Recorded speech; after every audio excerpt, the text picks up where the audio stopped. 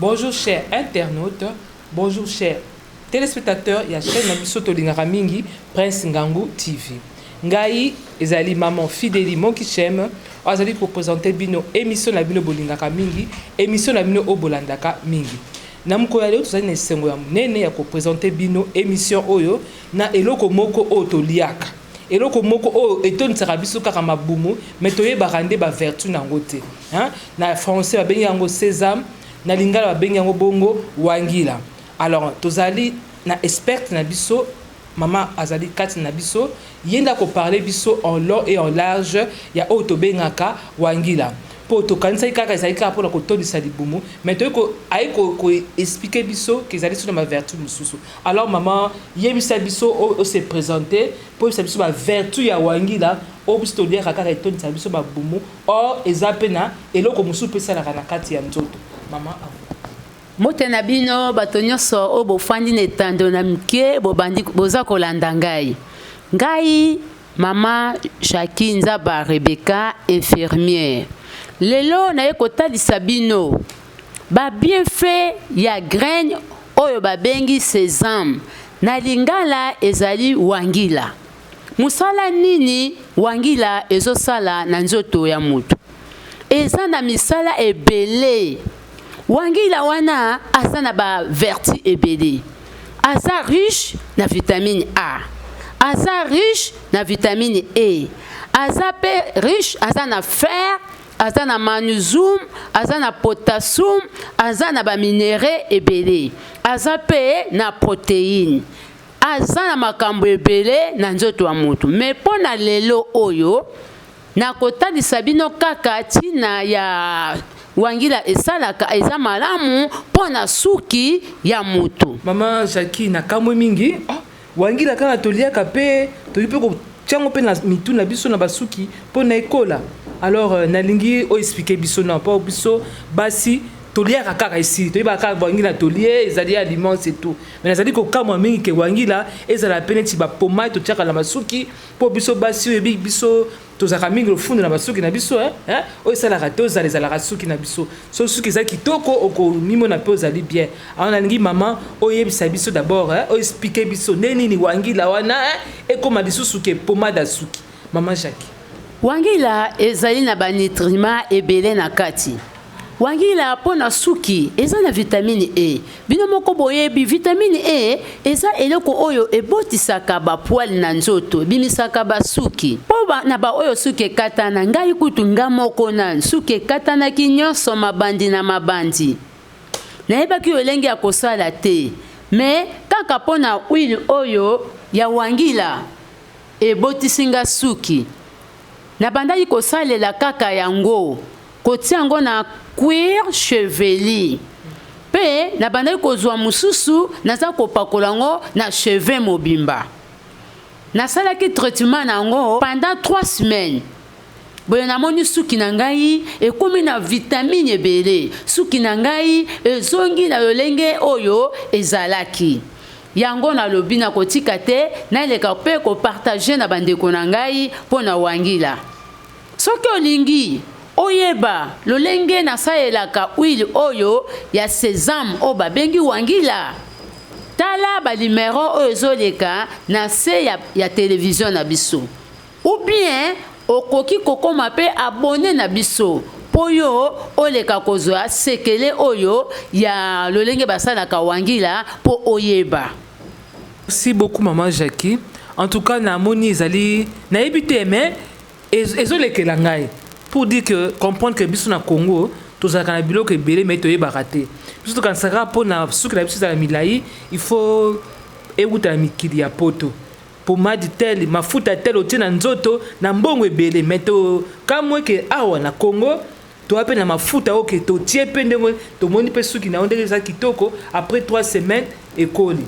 Mama siko koloba nini na mama o peut-être basi balemba na bango o batie ba produit mingi oyo bamoni kino penza mabandi batiaka kaka ba chapeau yo olobi na bango nini mama? Pona mama oyo asalembi mutu ekomi mabandi na mabandi. Atamboli bisika nyonso asaleli biloko nyonso na lobi mama ko décourager te. benga biso na ba numéro na biso. Numéro yango ezoleka na etando na biso. Yo kobenga ou bien okomi abonné na biso. Wana okoyeba ba sekele oyo na koyebisa yo pona huile de sésame oyo lolengo ko salela ngo na application nyonso wana ne okomona suki na yo lolenge ekokoma. Maman Jackie, excusez la oui de sésame ango. Ils allaient carapona basuki naturel, basuki défrisé, de côté un peu ba bébé, ba maman, ba mikolo. Ils allaient ndengeni, oui le sésame. Eponite, ata mukolo, ata mwana muke, bana mike pe bazana basuki. Ba pomade bozotia wana me o ezali ya bokoko na biso. Eza kutu plante. Bomoni plante ndenge mbika abimaka ndenge pe wangila abimaka aza plante naturelle. Esengeli kotia na suki na biso ba wilo ezali ya naturel. Biloko naturel ezolesa nanu na kati ya nzoto na yo. Ezokende kokota na kati ya baposo ya mutu na yo. Soki pe kutaki ba mapata eza ko traiter yango. Soki pe kutaki suki oyo ekomaki ya na ba pellicule ebele ba poso. Ezo soigner yango okozala pe ata na pellicule te. Ndenge wana wangile ezosala msala. Maman Jackie, motuna moko na ngina tuna yo. Toza na mboka moko esika molunge ezalaka makasi totokaka mingi. Alors tongi totuna yo maman na biso. Wili wana soki totiango na mitu na biso.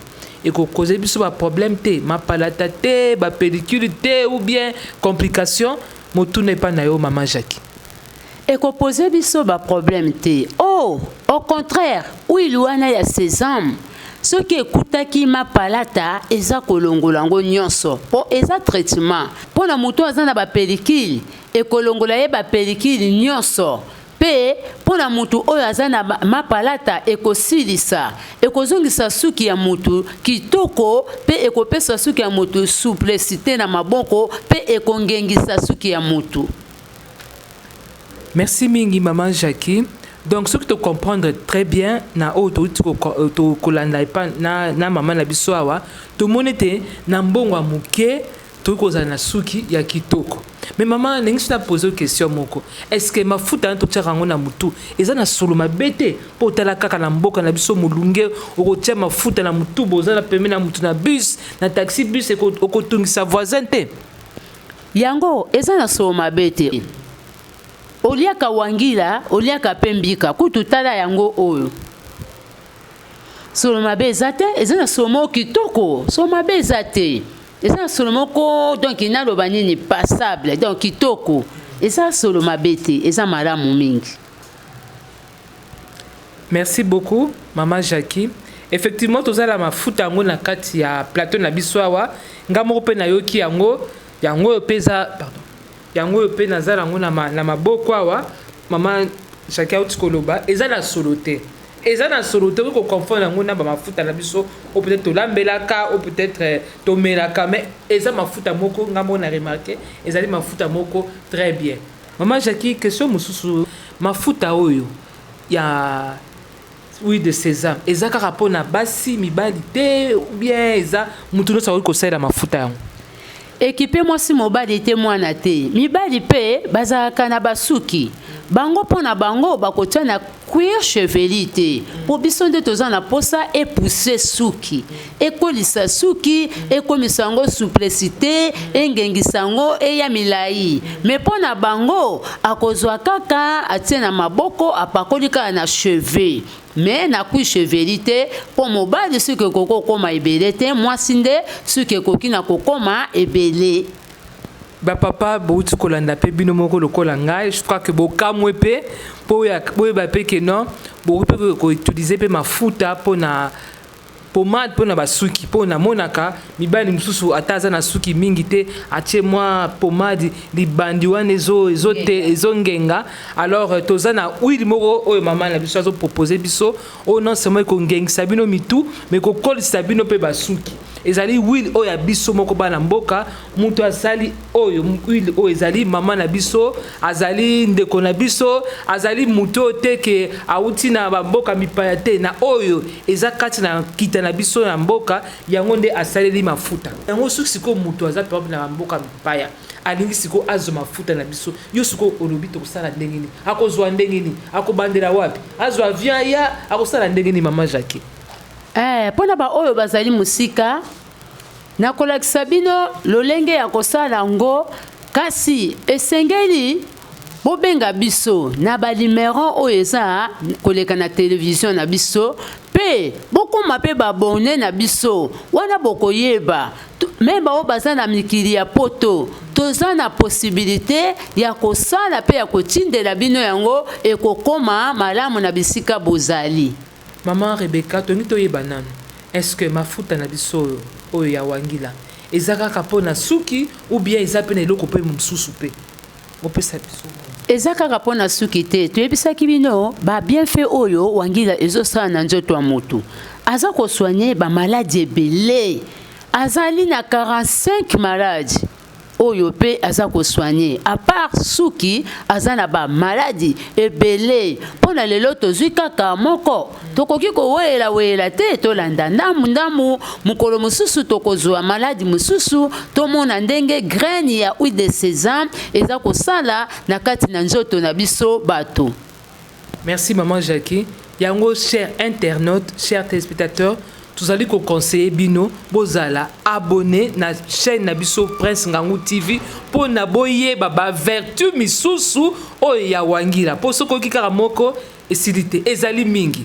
Alors abonnez-vous, suivez régulièrement la chaîne Ngangu TV, vous ne serez pas déçus. Toye kopé sabino merci mingi très chers téléspectateurs na internautes bino batu balanda biso bana e bandeliti suka na émission na biso lelo na graine de sésame oto bengi wangila toti kozwa lelo vertu moko ezali ke wangila ezali ko guérir ba maladie tozana na mitu ezali pe ko sala ke suki na biso ekola ya biso ya solo biso ba maman congolaise maman africaine maman en général tolingara ba suki na biso mingi. Alors occasion epese biso lelo po toyeba tozala basuki na biso kitoko basuki na biso to batela yango basuki na biso za teke otie eza libandi otie soki loko ni to chaka wana mais tozala pe fier na basuki na biso lokola basi misusu topesi d'abord merci mingi na responsable na biso numéro 1 ya chaîne oyo ambassadeur monsieur l'ambassadeur Prince Ngangu TV merci mingi pour la confiance vous allez témoigner vis-à-vis na biso topesi pe merci na oya cameraman na biso papa Roméo Oumela topesi merci mingi na maman Jackie oyo bandaki na biso émission pe succès na biso merci beaucoup à la prochaine.